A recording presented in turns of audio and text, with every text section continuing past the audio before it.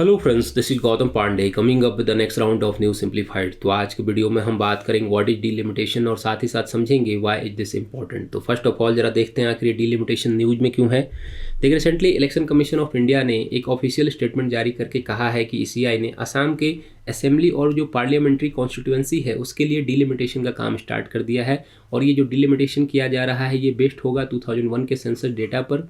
अगर बात करें कि लास्ट टाइम असम में कब डिलिमिटेशन किया गया था, तो ये किया गया था 1976 में, जो बेस्ड था 1971 के सेंसस डेटा पर। तो हमारे लिए इंपॉर्टेंट ये हो जाता है समझना कि आखिर ये डिलिमिटेशन होता क्या है और इसे कौन करता है, क्या इंडिया में कितनी बार डिलिमिटेशन हुआ, उन सारी बातों को समझना और साथ ही ये भी समझना कि डिलिमिटेशन क्यों इंपॉर्टेंट है। तो इन सारी बातों को इस वीडियो में डिस्कस करेंगे, समझेंगे डिलिमिटेशन होता क्या है, इंडिया में कितनी बार डिलिमिटेशन किया गया है, इसे डिलिमिटेशन को करता कौन है और व्हाई इज दिस इंपॉर्टेंट। तो इन सारी बातों को समझते हैं। चलिए शुरू करते हैं। सबसे पहले जरा समझते हैं कि ये डिलिमिटेशन होता क्या है। ये बहुत ही लेमन टर्म अगर हम समझें तो डिलिमिटेशन को आप ऐसे समझिए कि पॉपुलेशन में चेंज के कारण जो स्टेट असेंबली और जो लोकसभा सीट होती है उसकी रीबाउंड्रीज की जाती है। इसे एग्जांपल से समझते हैं। अगर जस्ट फॉर एग्जांपल हम असम का ही एग्जांपल अगर लेते हैं तो इसे ऐसे समझिए कि 1971 में असम की पॉपुलेशन थी 1.46 करोड़।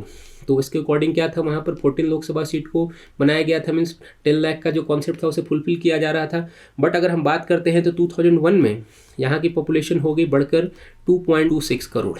बट क्या हुआ, जो वो 10 लाख का नॉर्म्स था वो फुलफिल नहीं हो पा रहा था। मीन्स क्या है, सिचुएशन वहाँ पर हो सकती है कि मान लीजिए किसी कॉन्स्टिट्यूशन असेंबली में हो सकता है कि 50 लाख लोग हों और किसी में हो सकता है कि सिर्फ और सिर्फ 5 लाख लोग हों।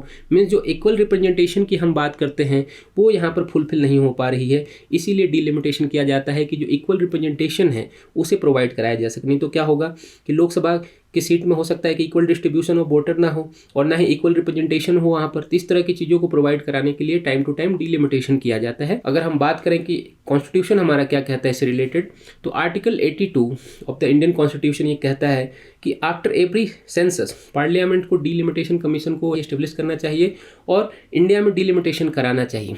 तो बात आती है कि कितनी बार हुआ है ये, इसको भी जरा समझ लेना जरूरी है, क्योंकि आर्टिकल 82 तो कहता है कि एवरी सेंसस के बाद होना चाहिए, बट ऐसा हुआ है कि नहीं हुआ इसको जरा समझते हैं। अगर बात करें तो आफ्टर इंडिपेंडेंस टिल 2022 की अगर हम बात करते हैं तो अभी तक सिर्फ और सिर्फ 4 टाइम, ये पॉइंट याद रखेंगे कि 4 टाइम डिलिमिटेशन कमीशन को सेटअप किया गया है। फर्स्ट टाइम ये किया गया था 1952 में, सेकेंड टाइम किया गया था ये 1963 में, थर्ड टाइम किया गया था 1973 एंड फोर्थ टाइम किया गया था 2002 में। मीन्स अभी तक क्या है, सिर्फ और सिर्फ 4 टाइम ये किया गया है। बट अगर अकॉर्डिंग टू कॉन्स्टिट्यूशन कहें तो क्या होना चाहिए, एवरी सेंसस होना चाहिए। मीन्स जितनी बार भी सेंसस हुआ है उतनी बार होना चाहिए। तो ऐसा क्यों नहीं हो पाया, जरा ब्रीफ में इसको समझ लेते हैं। देखिए 1976 में जब इंदिरा गांधी जी की गवर्नमेंट थी, जब इमरजेंसी लगाया गया था उस टाइम में ऐसा किया गया, कॉन्स्टिट्यूशन में ऐसा अमेंडमेंट किया गया और 2001 तक के लिए जो ये डिलिमिटेशन था उसे सस्पेंड कर दिया गया था। बाद में फिर से जब इंदिरा गांधी की गवर्नमेंट आती है तो उन्होंने इसे 2026 तक डिलिमिटेशन को सस्पेंड कर दिया। मीन जो लोकसभा सीट है जिसकी हम बात करते हैं कि 2026 तक हमारी जो लोकसभा सीट है, जो करंट सिनेरियो हम क्या देखते हैं 543 है, ये चेंज नहीं हो सकती क्योंकि डिलिमिटेशन नहीं हो सकता है 2026 तक। तो ये है डिलिमिटेशन वाली कॉन्सेप्ट।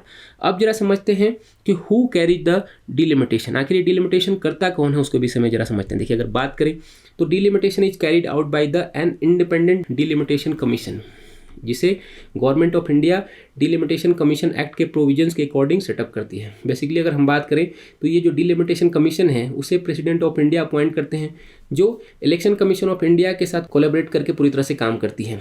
बेसिकली डिलिमिटेशन कमीशन की अगर हम बात करें कि इसमें कितने मेंबर होते हैं, तो इसमें बेसिकली 3 मेंबर होते हैं। एक तो होता है जो चीफ इलेक्शन कमिश्नर होते हैं इंडिया के, वो होते हैं। सेकेंड होते हैं कोई सुप्रीम कोर्ट के रिटायर्ड जज जो होंगे, ये पॉइंट हम याद रखेंगे, रिटायर्ड जज होंगे सुप्रीम कोर्ट के, ये पॉइंट भी याद रखना है। और थर्ड होंगे रिस्पेक्टिव स्टेट के इलेक्शन कमिश्नर। मान लीजिए कि असम में डिलिमिटेशन किया जा रहा है तो वहाँ के जो स्टेट इलेक्शन कमिश्नर होंगे वो इसके पार्ट होंगे। मीन्स बेसिकली 3 लोग होते हैं जो डिलिमिटेशन करते हैं। देखिए इस कमीशन से एक्सपेक्टेशन होती है कि वो कॉन्स्टिट्यूएंसी की बाउंड्री को ऐसे डिफाइन करें कि जो इक्वल रिप्रेजेंटेशन की हम बात करते हैं उसे प्रोवाइड किया जा सके। और साथ ही साथ जो SC एंड ST कम्युनिटी के लिए जो रिजर्वेशन की बात की जाती है, खास करके वहाँ पर रिप्रेजेंटेशन प्रोवाइड कराने के लिए, मीन्स जहाँ पर सिर्फ और सिर्फ SC लोग हैं या फिर सिर्फ ST लोग हैं, उनके रिप्रेजेंटेशन प्रोवाइड कराने के लिए जो सीट की रिजर्वेशन है वो भी करना काम इसी डिलिमिटेशन कमीशन का होता है। यही डिफाइन करती है कि पर्टिकुलरली XYZ से कोई भी सीट है वो SC कैटेगरी के लिए या फिर ST कैटेगरी के लिए रिजर्व की जाती है। ये एक हाई पावर बॉडी होती है, मीन्स इसके ऑर्डर को किसी भी कोर्ट में चैलेंज नहीं किया जा सकता है। ये पॉइंट हम याद रखेंगे। मीन्स आप किसी भी कोर्ट में जाकर, ऐसा नहीं कि सुप्रीम कोर्ट में चले जाएंगे, बोलेंगे भाई जो डिलिमिटेशन कमीशन ने हाल फिलहाल में रिपोर्ट दी है उसमें बहुत सारी गलतियां हैं, उसे चेंज करने की जरूरत है, तो सुप्रीम कोर्ट उस पर किसी तरह की प्ली करेगी, हियरिंग करेगी। ऐसा बिल्कुल नहीं होता है। ये पॉइंट हम याद रखेंगे कि जो डिलिमिटेशन कमीशन है उसके ऑर्डर को किसी भी कोर्ट में चैलेंज नहीं किया जा सकता है। इसके साथ ही साथ अगर हम बात करें तो जो डिलिमिटेशन कमीशन होती है वो पार्लियामेंट को और जो स्टेट असेंबली होती है उसे भी अपनी रिपोर्ट प्रोवाइड कराती है। बट यहाँ पर ध्यान देने वाली बात है कि ना ही पार्लियामेंट ना ही स्टेट असेंबली उसमें किसी तरह का कोई अमेंडमेंट नहीं कर सकती है, किसी तरह का कोई चेंज नहीं कर सकते, बट उसे देख सकते हैं बट किसी तरह की चेंज नहीं कर सकते, इसलिए इसे हाई पावर बॉडी के तौर पर जाना जाता है। अब बात आती है कि डिलिमिटेशन क्यों जरूरी है, इसको भी जरा समझ लेते हैं। देखिए सबसे इंपॉर्टेंट बात क्या है कि अभी तक हमने बात क्या किया कि डिलिमिटेशन का मेन ऑब्जेक्टिव क्या होता है, equal representation to equal segment of population को प्रोवाइड कराना। मीन्स ऐसा ना हो कि यूपी में मान लीजिए कि 80 लोकसभा सीट है और तमिलनाडु में हो सकता है कि 39 लोकसभा सीट है, तो वहाँ पर इक्वल रिप्रेजेंटेशन ना हो। मीन्स हो सकता है कि यूपी में 10 लाख के नॉर्म्स को फुलफिल किया गया हो और तमिलनाडु में ऐसा ना किया गया हो, तो इस चीज़ का बहुत ही ध्यान रखा जाता है। बेसिकली डिलिमिटेशन का मेन ऑब्जेक्टिव यही है कि इक्वल रिप्रेजेंटेशन प्रोवाइड कराया जाए। मीन्स दोनों ही जगह पर क्या होगा कि पर 10 लाख लोगों पे एक लोकसभा की सीट होगी, नहीं कि तो क्या होगा।